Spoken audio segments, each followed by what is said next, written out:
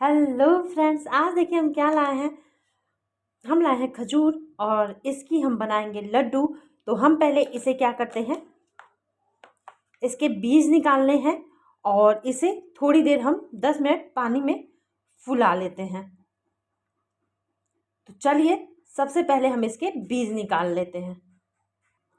तो ये देखिए हमने बीज निकाल लिया है, हमने हर तरफ से इसकी सफाई हो गई। और अब हम इसमें हल्का सा पानी डाल देंगे, एकदम हल्का सा पानी डाल दीजिए और बस इसे रख देते हैं हम साइड में। और हम लेंगे कढ़ाई, कि हमने ले लिया यहाँ कढ़ाई, और कढ़ाई में हम डालेंगे तिल। सफ़ेद तिल है ये।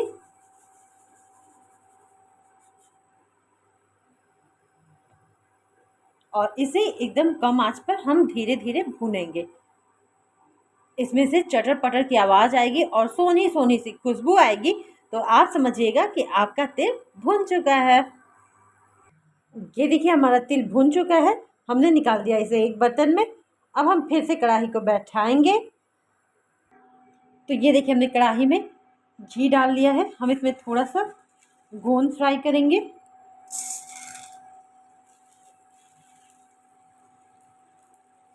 गोंद को हमें अच्छे से भून लेना है, एकदम लावे की तरह ये हो जाता है, वैसा ही हमें भून लेना है।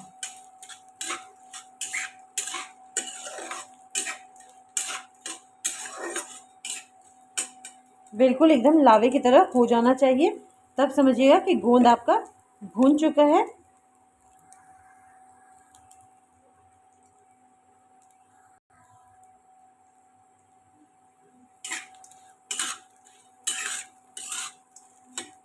देखिए ये इस तरह से।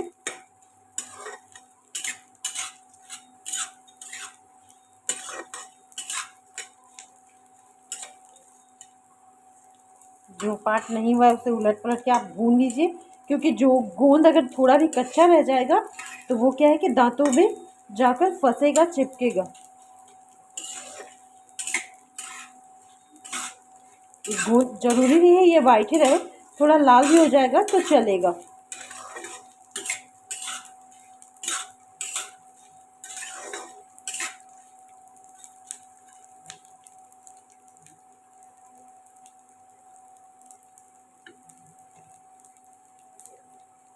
चलिए गोंद हमारा हो गया है, तो हम इसे भी निकाल लेते हैं एक बर्तन में।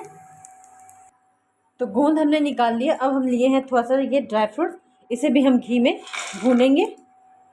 और फिर इसे या तो आप में ही कट कर लीजिए, और नहीं तो आप इसे भी मिक्सी में थोड़ा दरदरा पीस सकते हैं।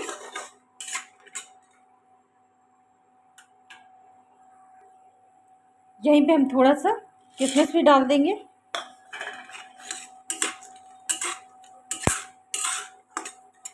और बस ये भुन चुका है, तो हम इसे निकाल लेते हैं।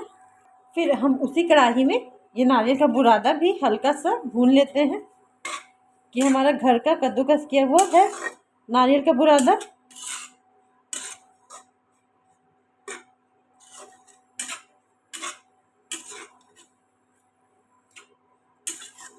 ये हो चुका है, तो अब हम इसे भी निकाल लेते हैं कढ़ाई से बाहर। तो यहाँ हम जार ले आए हैं। हम पहले तिल को दरदरा पीसेंगे, फिर हम थोड़ा सा ड्राई फ्रूट्स पीसेंगे, और उसके बाद हम ये जो खजूर है उसको पीसेंगे। तो चलिए हम एक एक करके सबको पीस लेते हैं। तो ये देखिए हमने तिल को ऐसा दरदरा कर लिया है। ये ड्राई फ्रूट्स है, किशमिश और ये नारियल का बुरादा है। अब हम इसे पीसेंगे, लेकिन उसके पहले हम ये गोंद को भी मिक्सी जार में ही पीस लेते हैं पहले। वैसे आप उसमें ना पीसे, ऐसे भी किसी ग्लास या कटोरी की सहायता से आप ऐसे ऐसे इसे दरकच सकते हैं। ऐसे ऐसे दरकच दीजिएगा तो भी हो जाएगा। तो आपको जो आसान लगे वो आप कर दीजिए। तो ये देखिए हमने इसे खजूर को पीस लिया है, और 1 चम्मच घी की मात्रा 2 चम्मच बढ़ाकर, और अब हम इसमें इसे भूनेंगे एकदम मीडियम आंच पे अच्छे से। इसे हमने ज़्यादा पेस्ट नहीं बनाया है, इसे हमने दरदरा ही पीसा है, जैसे कि ये मुंह में आपके स्वाद आए। जब भी आप इसे खाएं तो आपको लगे कि हाँ, हम कुछ खा रहे हैं। तो इसे हम एकदम मीडियम आंच पे धीरे धीरे भुनेंगे। और हमने ये सारी चीज़ें मिला ली हैं, मतलब मिलाई नहीं है मगर एक जगह कर दी हैं। ये हमने गोंद को भी मिक्सी में नहीं डाला, हमने ऐसे ही ग्लास की सहायता से उसे दरकच दिया, मतलब कूट लिया। ठीक है, अब हम बीच में थोड़ा सा स्पेस देंगे और फिर हम इससे भूनने के बाद इसे हम इसमें डालेंगे। लेकिन उसमें डालने से पहले हम इसमें एक और चीज़ ऐड करेंगे। अभी हमारा पूरा नहीं हुआ है तो हम कुछ और ऐड करेंगे, लेकिन उससे पहले हम ये खजूर को भून लेते हैं अच्छे से। हम ये बिना गुड़ बिना चीनी की सहायता के बना रहे हैं, इसमें हम कुछ भी मीठा नहीं डाल रहे हैं।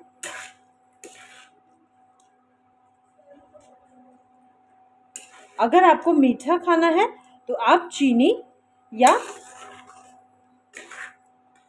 गुड़ की सहायता ले सकते हैं, लेकिन खजूर वैसे ही बहुत मीठा होता है तो आप स्किप ही कर दीजिएगा मीठा, तो ही बेस्ट रहेगा। तो हम इसे शुगर फ्री बना रहे हैं।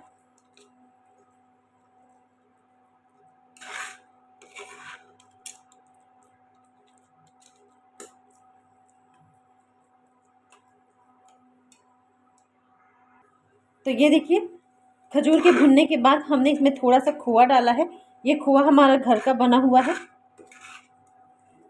तो अब हम इसे भी मिला लेते हैं और साथ में हम डाल देते हैं थोड़ी सी कुटी हुई इलायची। तो हम उसे यहाँ नहीं डालेंगे, हम उसे यहाँ डालेंगे।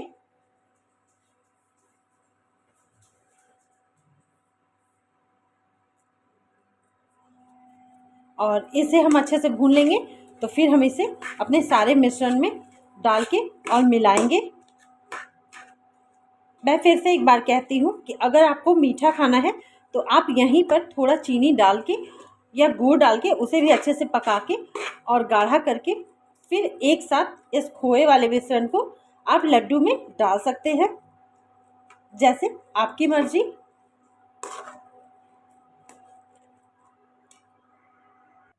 ये देखिए, हमने इसमें डाल दिया है। अब 2 मिनट और थोड़ा देर रुक के उसके बाद हम फिर सबको मिलाएंगे और फिर हम इसके लड्डू बनाएंगे। अगर आपको इस थाली में हम दिक्कत होगा, अगर मुझे इस थाली में दिक्कत होगा तो हम इस कढ़ाई में ही इसे वापस पलट लेंगे, जिसमें मिलाने में हमें सुविधा रहेगी। तो हम इसे कर ही लेते हैं।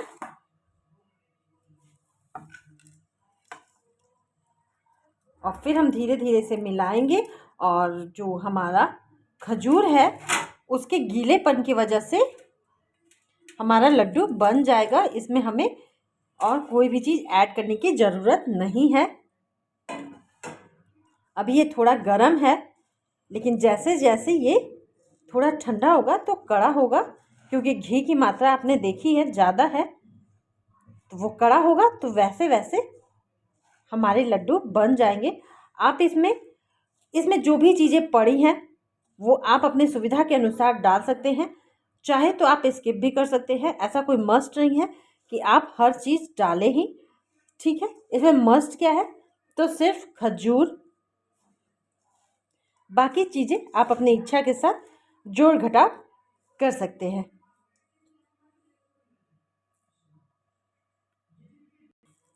ये देखिए, हमने इसे मिला लिया अपने हाथों से, और हाथों से ही मिलाइएगा, ये बहुत अच्छे से मिल जाएगा।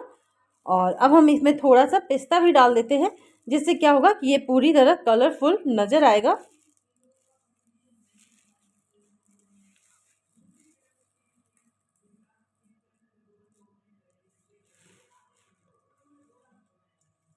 तो ये हमने यहाँ पिस्ता ऐड कर दिया है। अब हम फिर से एक बार मिला लेते हैं और फिर अपने लड्डू बना लेते हैं। ये देखिए, आप इस तरह से अपने साइज़ के हिसाब से, जैसा आप खाना चाहते हैं उस साइज़ के हिसाब से आप ले लीजिए और ऐसे बॉल्स बना लीजिए, ठीक है। और देखिए इसमें घी बहुत है तो इसलिए ऊपर से कुछ भी लगाने, पानी घी कुछ लगाने की ज़रूरत नहीं है। आप जैसे जैसे उसे दबाएंगे वैसे वैसे वो घी निकलेगा, तो आपके हाथों पे वैसे ही लगेगा। तो ठंड में ये लड्डू आप बनाइए, खाइए, फ्रेंड फैमिली किसी को भी खिलाइए, वो सभी बहुत खुश होंगे। तो ये देखिए हमारी लाजवाब सी लड्डू एकदम तैयार है खजूर की और तिल की। तो फ्रेंड्स आप भी जाइए, बनाइए और इसके मज़े लीजिए।